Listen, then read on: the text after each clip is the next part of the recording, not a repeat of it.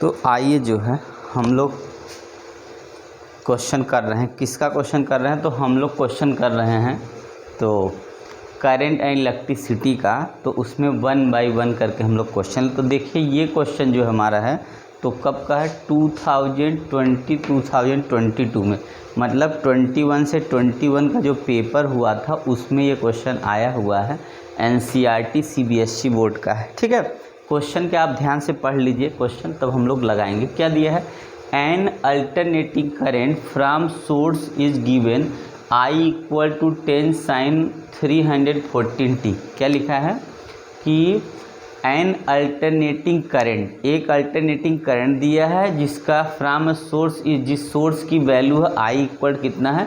10 sin omega T होता है, तो 10 sin 314t। What is the effective value? Effective value का मतलब होता है RMS value of current and frequency of source. दो चीज़ निकालना, क्या? RMS वैल्यू निकालना, IRMS वैल्यू निकालना है और फ्रीक्वेंसी निकालना। ठीक है, तो चलिए हम लोग सोल्यूशन देखें कैसे करते हैं। देखिए सबसे पहले हमारा क्या होगा फॉर्मूला। देखिए सबसे पहले हम लिखेंगे I = यहाँ से लिखेंगे सबसे पहले जो वैल्यू दिया I = 10 sin और उसके बाद लिखेंगे 314t, ये लिखा। फिर I = I0 sin omega T. इसी से अपने इक्वेशन को कंपेयर करेंगे।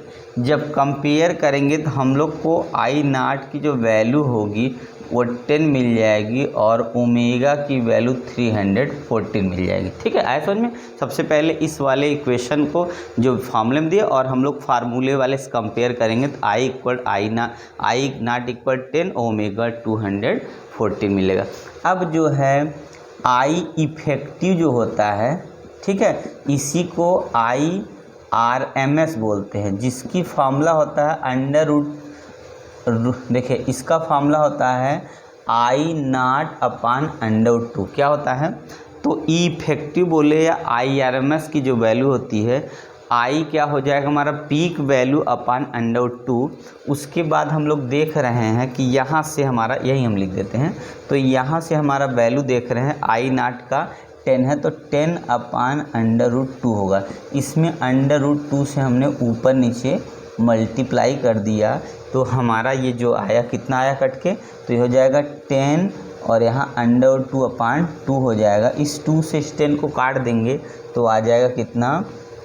5√2। कितना आ गया? 5√2। देख लीजिए दिख रहा है कि नहीं, पहले नीचे तक तो नहीं है ना, तो चलिए यहाँ तक तो दिख रहा है। कितना हो गया? 5√2। आप ध्यान से देखिए क्या है, तो I, या कह सकते हैं कि I इफेक्टिव बोलिए IRMS की जो वैल्यू होगी I0/√2 है, और √2 से अगर ऊपर नीचे मल्टीप्लाई कर दें न्यूमरेटर डिनोमिनेटर में, तो ये वाला हमारा हो जाएगा √2 हो जाएगा 2 और ये 10 है, और 2 से 10 को काटेंगे 5। रेशनलाइजेशन हुआ, समझिए। अब देखिए क्या है, तो ये जो इतना आया, अब इसमें हम क्या करें? अगर I हमारा क्या है? इफेक्टिव बोला तो इफेक्टिव लिख रहे हैं = 5 × √2 की वैल्यू 1.414 रख के मल्टीप्लाई कर लेते हैं, तो I हमारा इफेक्टिव की करेक्ट वैल्यू आ जाएगी।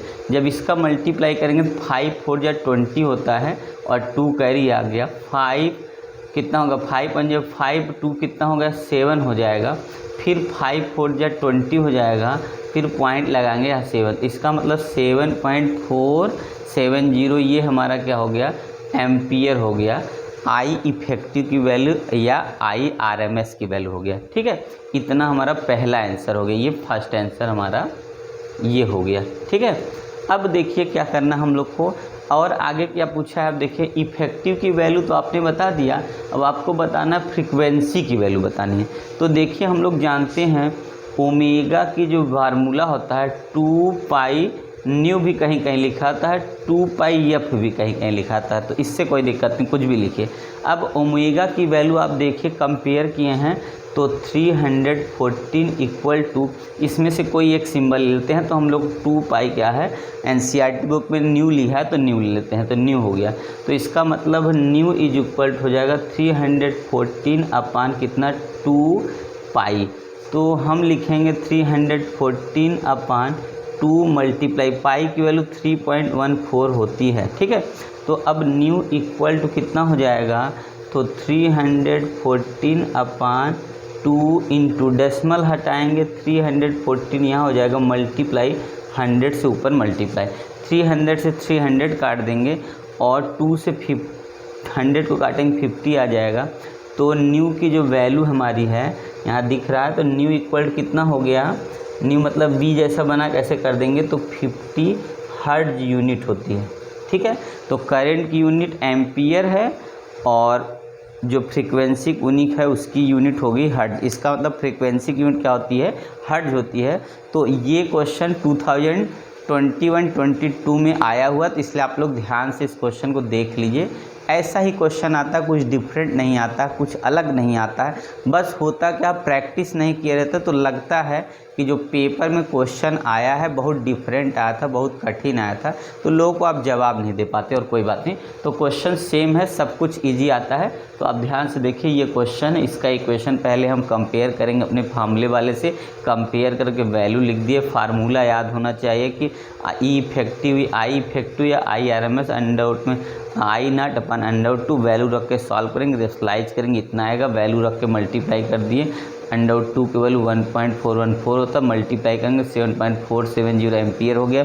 उसके बाद ओमेगा की वैल्यू 2 पाई न्यू होता है, या तो 2 पाई एफ लिख सकते हैं। ओमेगा की वैल्यू 314 हो गया, 2 पाई न्यू, और उसके बाद हमने क्या कर दिया कि 2 पाई से डिवाइड कर दिया, पाई की वैल्यू 3.14 होती है, पॉइंट हटा देंगे यहाँ से तो 100 और ये कट गया 2 से, ये हमारा आंसर है। ओके, तो चलिए जो है नेक्स्ट क्वेश्चन हम लोग आगे लेते हैं। नेक्स्ट क्वेश्चन क्या है, आप लोग स्क्रीनशॉट ले लीजिए एक बार।